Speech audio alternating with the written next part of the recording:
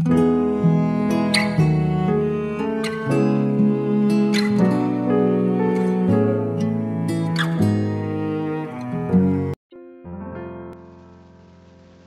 saudara yang dikasihi Tuhan Yesus, selamat malam dan salam sejahtera bagi saudara semua. Saya menyapa bagi saudara semua yang ada di Indonesia, dari Sabang sampai Merauke, baik yang di kota maupun yang di desa, dan saudara yang ada di Malaysia, di Sabah, Sarawak, Kuala Lumpur, di Perak, yang ada di Singapura, di Kamboja, dan dimanapun saudara berada. Senang sekali kembali menjumpai saudara pada saat ini. Kiranya damai, sejahtera, dan sukacita daripada Roh Kudus senantiasa melimpah di dalam hati dan kehidupan saudara semua. Dan kiranya saudara semua dalam keadaan baik dan sehat selalu. Selamat datang kembali di Pokok Anggur bersama saya Yosia Krispianto. Mari saudara, sebelum kita bersama-sama merenungkan firman Tuhan, mari kita bersatu di dalam doa. Bapa di surga, Bapa yang baik, yang penuh dengan kasih karunia, Bapa yang kami muliakan, dalam nama Tuhan Yesus, kami mengucap syukur oleh karena pertolongan dan penyertaan Tuhan sepanjang hari ini, sehingga kami boleh dimampukan Tuhan untuk melewati hari ini, untuk melakukan tugas kami, tanggung jawab kami, serta aktivitas kami. Itu semua karena berkat pertolongan Tuhan. Pada saat ini kami kembali rindu untuk merenungkan firman-Mu ya Tuhan.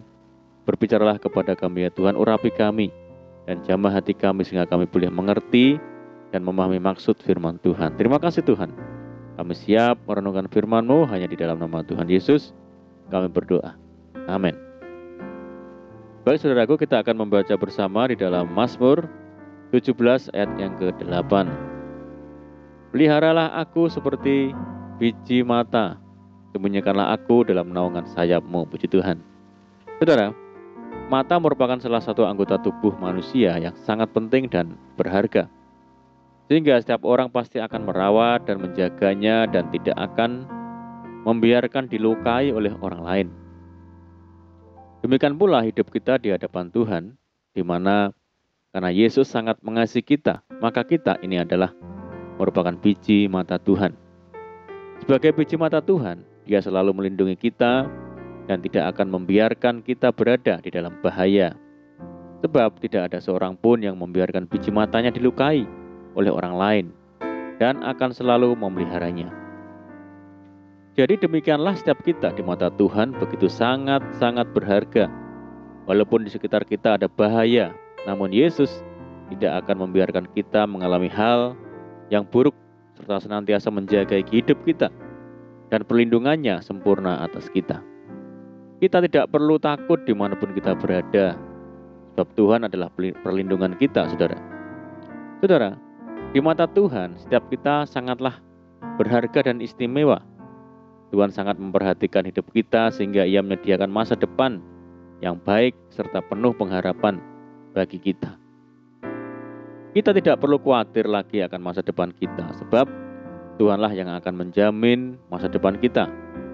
Selain itu, sekalipun mungkin di hadapan manusia hidup kita tidak bernilai, jangan menjadi rendah diri, saudara. Tetaplah optimis dan ingatlah bahwa Yesus begitu mengasihi kita apa adanya. Dan kita sangatlah berharga bagi Tuhan. Sebagai biji mata Tuhan, kita tidak akan pernah dilupakan oleh Tuhan. Yesus akan selalu mengingat kita dan akan selalu menyertai kita. Oleh sebab itu, jangan pernah merasa bahwa Tuhan melupakan kita. Percayalah bahwa Tuhan sangat peduli dengan diri kita, bahkan dengan segala situasi yang kita alami saat-saat ini. Walaupun tampaknya kita mengalami sesuatu yang kurang baik, ingatlah bahwa Tuhan selalu bekerja untuk mendatangkan kebaikan bagi kita yang mengasihi Dia. Agar kita tetap menjadi biji mata Tuhan, maka tetaplah hidup kita melekat kepada Tuhan. Kita harus senantiasa memiliki hubungan yang erat dengan Tuhan. Janganlah menyimpang dari jalan kebenaran, sebab di luar Dia, kita tidak akan mampu melakukan apapun. Biarlah setiap kita boleh berbahagia dan bersyukur, sebab kita boleh menjadi biji mata Tuhan. Dan janganlah putus asa oleh setiap pergumulan, penderitaan, apapun yang kita alami. Sebab Tuhan sangat tahu dan Ia juga turut merasakan apa yang kita rasakan, saudara.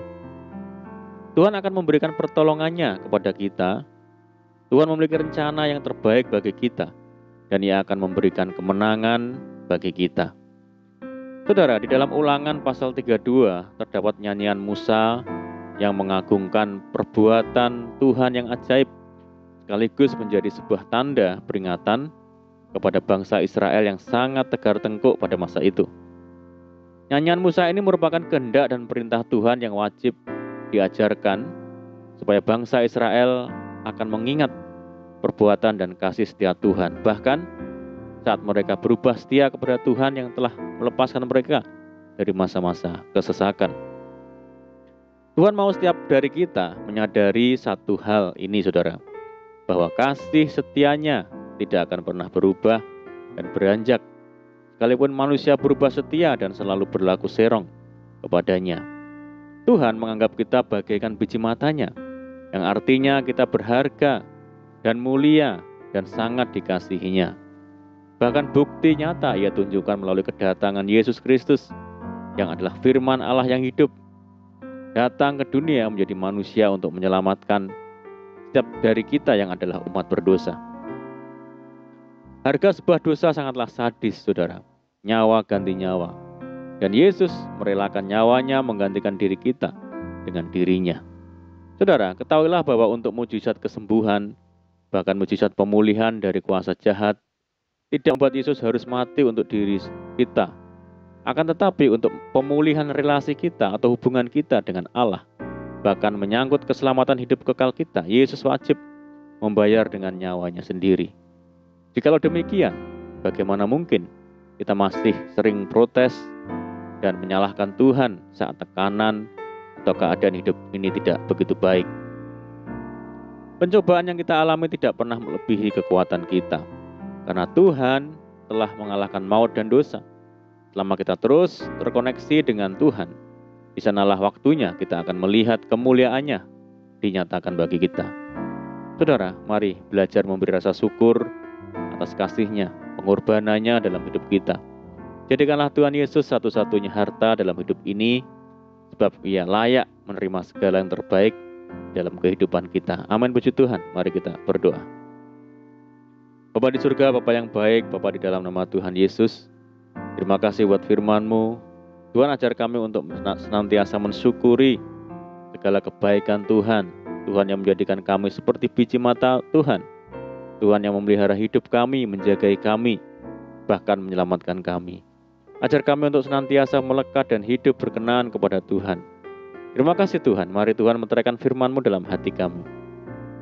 Saat ini kami berdoa bagi saudara kami semua yang mendengar program ini, yang di Indonesia, dari Sabang sampai Merauke, dan di Malaysia, dan dimanapun berada, yang saat ini mungkin sakit. Tuhan, sembuhkan jamah di dalam nama Tuhan Yesus, yang hidup dalam tekanan, kesulitan, persoalan.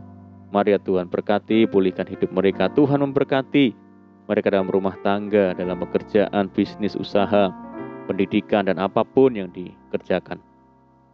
Berdoa bagi saudara kami semua yang hidup dalam ikatan dosa. Mari Tuhan lepaskan, bebaskan, pulihkan di dalam nama Tuhan Yesus.